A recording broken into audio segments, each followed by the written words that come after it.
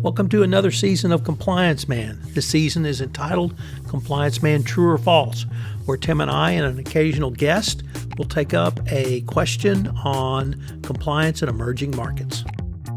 If you're a compliance professional, then Compliance Man is here to help you figure out what to focus on and how within your organization. Join your host, Tim Khasanov-Batirov, the Compliance Man, for 3 minutes of condensed compliance awesomeness. In this episode, Tim and I are joined by Alexandra Zayatseva to take up the question, is gift giving acceptable? Hello, everyone. This is Tom Fox, and welcome to another episode of Compliance Man. This season, our series is entitled True or False. As always, I'm joined by Tim Khasanov-Batirov, a compliance practitioner who has focused on compliance in international markets for 20 years. Based upon his work experience in multiple countries as an in-house compliance officer, Tim now consults senior managers and compliance officers globally on complex ethics and compliance matters as a partner and head of compliance practice for Eternal Law. On top of that, Tim is a co-founder of the Compliance Club, an international community of compliance practitioners, meetings of which I periodically attend, sharing best practices and trends with compliance practitioners literally across the globe. You can learn more about Tim by checking out his LinkedIn profile and his page at Eternal Law. In each of our podcasts, we take a hot, often provocative topic from today's corporate compliance real-life agenda and try to decide if it's true or false. It will be tough and straightforward. We invite you to participate in these discussions by commenting on each podcast and even proposing topics for the True or False series. We really want to have a conversation with you. So today we are thrilled to have back one of our listeners, Alexandra Zayatseva, a compliance officer at Piwete, an oil and gas company. Alexandra, first of all, welcome back to the show. Thank you very much for inviting me this time. So we are going today take up, is gift giving acceptable? But before we start, I have to start with one question. And of course, it's the question every American has, which is, Americans think of the world as one, America, and two, not America. Often we think of Russia as not only a huge country, but one culture. So I wanted to ask you both in your remarks in this podcast, can you talk about not simply the differences in a country as vast as Russia, but also in the different former Soviet states and other emerging markets that you both worked. So Alexandra, for instance, works in Moscow. Tim works in Ukraine. And so many Americans are not going to understand the cultural differences in those two places, but both of you deal with a wide variety of other countries, both inside former Soviet Union and even in Russia as well. So, Alexandra, perhaps could you give a few words about what it's like to work in a region with even a country with multiple cultures as Russia, and then, of course, the region that you work at as well?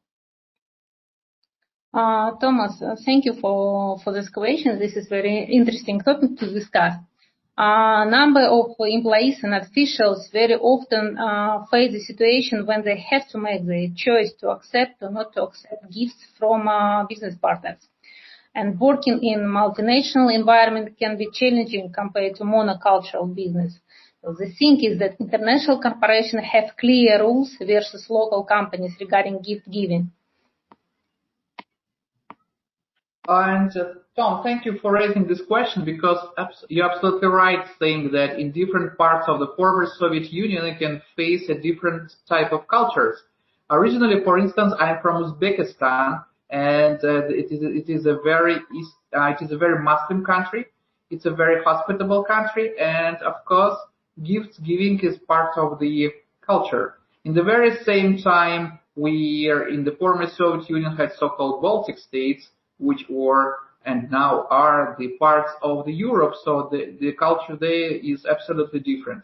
And as you correctly have said, in a country like Russia itself, it's a big nation, and the southern part of Russia also is a part where people are giving gifts, are giving items of courtesy, cultural courtesy, while at the northern parts of the country, it's not like that widespread. So, coming back to you, Alexandra, let me express a different vision over this matter. Monocultural companies are also sensitive to the discussed matter and have many issues as well. In fact, in the modern world, as I see it, is not possible to stay away from the international financial and trade systems. Major local companies need energy, and it comes from import and export of goods and technologies. Legal regulations which have extraterritorial regimes of CPA and UK bribery acts may affect any big business. So even if you are a local company, you might already be regulated by anti-corruption laws of your country, and in many cases by FCPA and UK bribery act as well. So, in my view, it is equally important both for multinational corporations and local businesses to promote ethical approach to the gifts giving. So what do you think, Tom, from the American perspective? Well, really, I think both of you have made important points. And Alexandra, I really appreciated your point that we have to recognize that regardless of the cost of a gift may be something that, because of the culture, is required, but more importantly, it may require or rather lead to someone feeling obligated when they received a gift. The culture could require to provide something in return. And that's where I think strong internal regulations are critical, because they can set an expectation for employees, but it's not simply having something down on paper. It's actually talking about it. It's training on it. It's reminding people about it. And so they become accustomed to hearing that information, not simply from compliance, but from their managers and from their co-employees. And that's, I think, the implementation of a gifts and hospitality is much more than the written word. And Tim, what you were saying is equally important, because I think it's important to have a long-term strategy and plan to enter an international market. And if I could really talk about kind of the American perspective, I think this is really one place where American companies entering international markets really come up short, because they tend to view a region as a monoculture, or, as I said in my opening remarks, a country as vast as Russia has a monoculture. And as we all know, that's not true. If a monoculture, it does exist, I'm not sure it does. Nevertheless, you have to be prepared for and sensitive to a local culture. Many countries and regions have different celebrations across the globe. In America, we might call it Christmas. In China, it might be the Chinese New Year. In Vietnam, it might be Tet. In other parts of Asia, they may have a New Year celebration. Russia may have a different, the Georgian calendar celebration. Other religions may have different celebrations where gifts giving is a part of the culture, and nothing bad or nefarious about that. It's just a cultural norm in those countries. So having a long-term strategy when you enter an international market, I think, is critical, because it helps prevent corruption and kickbacks. And I'm really glad that you pointed out, Alexandra, the kickback issue that comes up in gifts and entertainment. Alexandra, what do you think? Tom, I agree with your point of view. What I would like to add, based on my experience, is that the cultural specific always plays an important role. In fact, the purpose of the gift is to demonstrate respect to the business partner as a part of cultural courtesy without intention to corrupt. That is fine. So I believe that exchange of small tokens between business partners of appreciation as a part of tradition is very important. Timur, what is your opinion about this? Alexandra, I agree that traditions are very important. I have been living in different countries, working there for international corporations, and can say that cultural courtesy matters. I believe that traditions of gift exchange is very important, for instance, for the Eastern cultures, or Middle Eastern cultures, so to say. As a practical tip, I would recommend to assess each potential gift giving from the FCPA and local laws angle, along with industry codes that, for instance, are widespread in pharmaceutical industry. This, I think, guys, I hope our audience understands from our conversation here today that this is an area that certainly I think is misunderstood, and particularly American companies try to impose a one-size-fits-all across the globe. And I think we've agreed that that's not appropriate. Gift giving can be done. You can accept cultural norms, and there are ways to do that. And the ways to do that are to implement a policy and then train on that policy. And then, of course, monitor that policy. And if you take those steps, I think if a regulator comes knocking, particularly a U.S. regulator, they're going to say, well, at this point in time, in February, in China, we've noticed your gift giving has gone up. Answer, yes, was the Chinese New Year. And here's the gifts we gave. Here's their dollar value. Here's who they went to. And a couple of other points from the American perspective is, were the gifts given publicly or in a way that was with transparency, and did everyone receive generally the same amount or level of gift? So if you do a gift giving with transparency, and if you have a kind of a uniform schedule or value of the gift, that's going to be significant as well. But the cultural norms across the world need to be honored, and they need to be respected. And I think now, I hope American companies are a little more sensitive to that. But I think that people like you, Alexandra, and you, Tim, can really help educate myself and my colleagues here in the United States that things are culturally are different. And it doesn't mean we can't do it. It just means we need to document what we've done. So it's an interesting topic. It's an important topic, and one that I think still raises a lot of questions. And I guess I would ask both of you as sort of an ending question: is this a question that your clients and your companies still struggle with, and is it something that you are continually having a conversation internally with your own employees, or Tim, in your case, with your clients about going forward? Tom, this is a very, very actual topic which is in an agenda.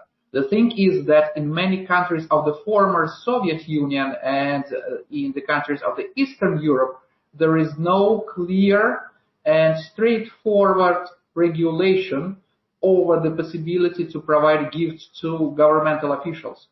To start with, in some countries it is not very clear whom are considered to be public officials.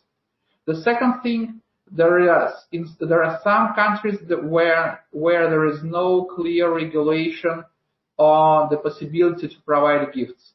When, what will be the cost, and how often. The third thing, that there are some industries, as for instance the pharmaceutical industry, which we have already mentioned today, where such practice is widespread. The thing is that, for example, big international pharmaceutical companies are used to provide brand reminders or so-called items of medical utility, and it is sometimes very difficult to define whether it is something what is really needed for the medical profession, or it is a gift, or whether it is a souvenir, whether it is possible to provide or not, having in mind that in the local legislations very often there is just zero regulation, zero governance over this type of things. So this is a very hot topic. What could be provided to healthcare professionals? What can be provided to business partners? What can be provided to public officials? As I have said, due to absence of adequate regulation. So our clients approach us very often, asking what to do, whether it is whether it is okay and whether it is not okay. So Tom, you're absolutely right saying that it's a very hot topic in this part of the world. Alexandra, what's your view from the corporation's perspective? Tim, I fully agree with what you said, and I would like to say that actually doesn't matter how specific company is successful regarding this issue. Yes, we have to remember that each year before critical celebration, we have to remind our business about how risky the gift can be, how much business should spend or may spend on the gifts, and remind them about negative consequences which may be associated with providing and receiving gifts. So as a compliance practitioner, actually our role is to remind, even if everything is fine in the business, but we all have sometimes have short memory, and actually this is good exercise we have to do several times per year. Well, Tim and Alexandra, I wanted to thank you again. As I tried to convey throughout this podcast, this is an ongoing topic that every compliance practitioner needs to not only be aware of, but communicate with employees about. And I look forward to continuing our conversation going forward. Thank you both. Thank you. Thank you. Well, this has been a really, I think, a very fruitful discussion. I hope the listeners to this podcast will take some of the points that we have raised and consider how they may either use them in their own investigation or perhaps incorporate them into future investigations. So for Tim Khasanov-Batirov and Alexandra Zaitseva,